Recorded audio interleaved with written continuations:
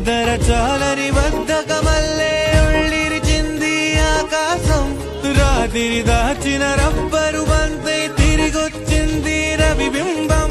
వెలుతురు మోస్తూ దిగి వస్తున్నది గాల్లో గువ్వల పరివారం.